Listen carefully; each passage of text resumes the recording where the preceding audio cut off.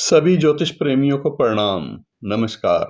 स्वागत है आपका मेरे इस YouTube चैनल पर। मेरा नाम है डॉक्टर R.B. धवन और आज हम चर्चा करने जा रहे हैं नक्षत्र देवता। नक्षत्र के देवता की भूमिका क्या है हमारे जीवन में? कैसे वो हमारे जो अशुभ ग्रह हैं उनके प्रभाव से हमें सुरक्षित करने का कार्य करते हैं और किस प्रकार से नक्षत्र देवता हमारी मदद कर सकते हैं, इसी की चर्चा करेंगे आज के वीडियो में। और मैं नक्षत्रों पर ज़्यादा काम करता हूँ, नक्षत्रों पर ही प्रेडिक्शन और नक्षत्रों के माध्यम से ही कैलकुलेशन। ये वैदिक पद्धति है। वैदिक काल में इसी पद्धति का प्रयोग होता था, चाहे फलादेश हो या फिर ज्योतिषीय गणनाएं हों। इसके अनेक प्रमाण और अनेक उदाहरण भी मिलते हैं। रामायण काल में उदाहरण मिलता है जब महाराज दशरथ एक समय बहुत व्याकुल थे, दरबार में बैठे हुए अपने कुल गुरु वशिष्ठ से चर्चा कर रहे थे। वो कह रहे थे मेरे जन्म के नक्षत्र को 3 ग्रह एक साथ पीड़ा करने के लिए गोचर के समय आ रहे हैं और मुझे लगता है कि मैं इससे बच नहीं पाऊंगा, मतलब मेरा जीवन यहीं पर समाप्त होगा। तो इसका मतलब यह है कि नक्षत्र में ग्रहों का पीड़ा करना गोचर के समय, उस समय सब राजा महाराजा भी इसको समझते थे। कुल गुरु से वो चर्चा कर रहे हैं और कहते हैं जल्दी से जल्दी मुझे भगवान राम को राजपाट सौंप देना चाहिए। इसी प्रकार से महाभारत में कर्ण और कृष्ण का संवाद है।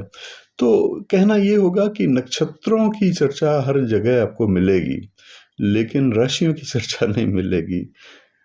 तो इसका मतलब यह है कि नक्षत्र महत्वपूर्ण है और नक्षत्र के देवता उससे भी ज़्यादा महत्वपूर्ण है, क्योंकि नक्षत्र देवता, जैसे नक्षत्र में किसी क्रूर ग्रह की स्थिति हो और विशेष करके हमारे जन्म के नक्षत्र को अगर गोचर में कोई क्रूर ग्रह पीड़ित कर रहे हो, क्रूर ग्रह, आप ज्योतिष प्रेमी हैं तो आपको पता ही होगा कि सूर्य को भी क्रूर ग्रह कहा गया है, राहु केतु को भी और शनि को भी, मंगल को भी। तो इनकी क्रूरता अलग अलग प्रकार की होती है। इसका विश्लेषण आज के वीडियो में नहीं, फिर कभी करेंगे। लेकिन क्रूर ग्रह कोई पीड़ित कर रहा है, 3 या 3 से अधिक क्रूर ग्रह अगर पीड़ित कर रहे हैं तो खतरा जीवन का हो जाता है। लेकिन कितने ग्रह क्रूर बेशक पीड़ित कर रहे हैं, अगर वो उसका जीवन काल प्राकृतिक रूप से उसको मिला हुआ है तो ये नक्षत्र देवता बड़ी मदद करते हैं। अनेक प्रकार के जो कष्ट होते हैं, नक्षत्र को पीड़ित करने वाले जो ग्रह कष्ट की सूचना देते हैं, वो कोई हेल्थ के लिए अच्छा नहीं होता, कोई व्यापार के लिए अच्छा नहीं होता, कोई पारिवारिक स्थिति के लिए अच्छा नहीं होता। तो उनके दुख दर्द दूर करने के लिए नक्षत्र देवता बड़ी मदद करते हैं। और सिर्फ जन्म का नक्षत्र ही नहीं, अगर कोई ग्रह पीड़ित कर रहा है दशा अंतरदशा में, तो हमें ये देखना होगा कि वो किस नक्षत्र में है जन्म के समय, जिसके कारण से वो पीड़ा दे रहा है। तो उस नक्षत्र देवता की, उस नक्षत्र के देवता की अगर हम पूजा उपासना मंत्रोपचार करें तो अवश्य उससे लाभ होते हैं। पुनर्वसु नक्षत्र। पुनर्वसु नक्षत्र में क्या विशिष्टताएं हैं?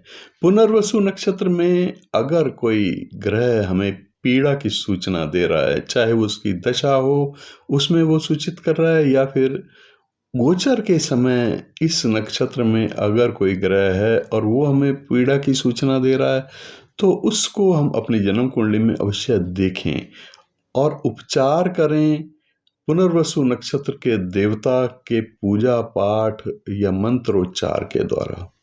तो इस नक्षत्र के देवता अदिति हैं।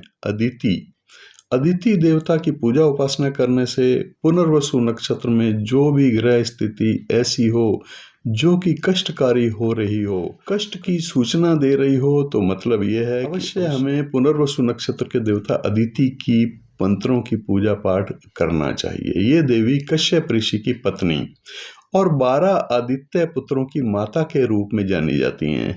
ये मातृ देवी हैं। धर्मनिष्ठ इनका स्वभाव है और प्रकृति के उज्जवल पक्ष की ये प्रतीक हैं।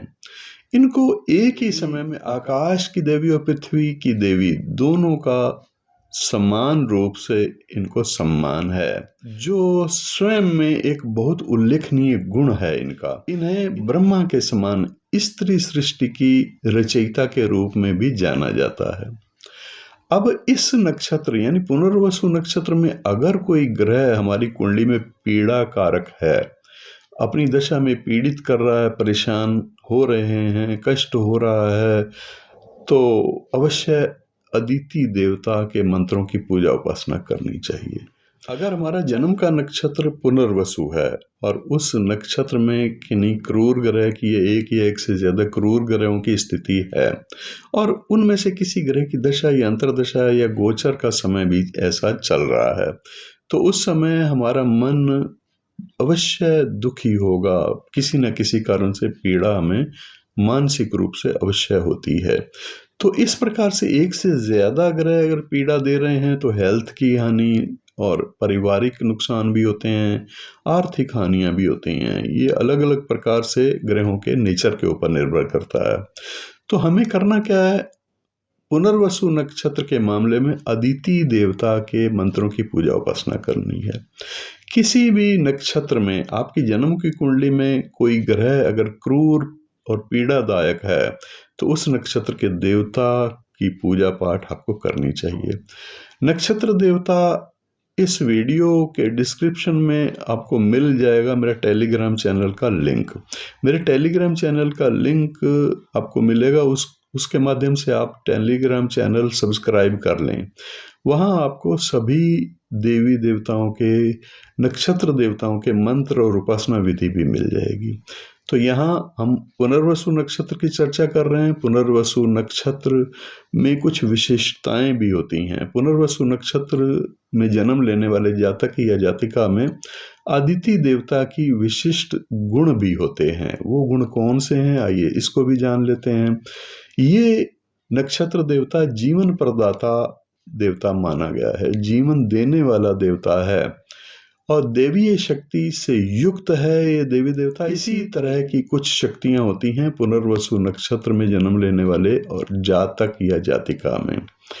वो देवीय शक्ति से युक्त होते हैं और सृष्टा, रोशनी देने वाले, दूसरों को प्रकाश देने वाले होते हैं, अतुल्य समृद्धि प्रदान करने वाले होते हैं, दूसरों की बड़ी दिल खोल के मदद करने वाले होते हैं, संसारिक सुख और अध्यात्म के ज्ञाता भी होते हैं, संसारिक सुख बांटने वाले होते हैं, अध्यात्म के ज्ञान को देने वाले भी होते हैं।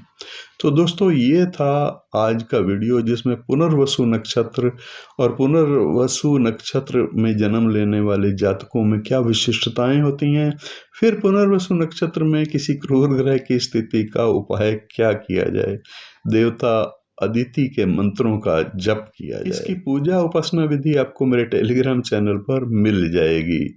और दोस्तों, अगर आप ज्योतिषीय मार्गदर्शन चाहते हैं नक्षत्र गणना के अनुसार तो अवश्य संपर्क कर सकते हैं मेरे व्हाट्सएप नंबर पर। मेरा व्हाट्सएप नंबर इस सामने डिस्प्ले भी हो रहा है, इसी वीडियो के डिस्क्रिप्शन में आपको मिल जाएगा। लेकिन कंसल्टेशन यानी मार्गदर्शन नक्षत्र गणना के अनुसार ये कुछ समय ज़्यादा लगता है। इसके लिए आपको अपॉइंटमेंट फिक्स करनी होगी। अपॉइंटमेंट फिक्स करने के लिए भी नंबर यही है, इस पर पूछताछ कर लीजिए। और मार्गदर्शन आप अगर ऑनलाइन लेना चाहें तो फ़ोन के माध्यम से, वीडियो कॉल के माध्यम से भी आप ले सकते हैं, लेकिन फ़ीस निश्चित है। ये फ़ीस की पूछताछ आप व्हाट्सएप पर पहले कर लें।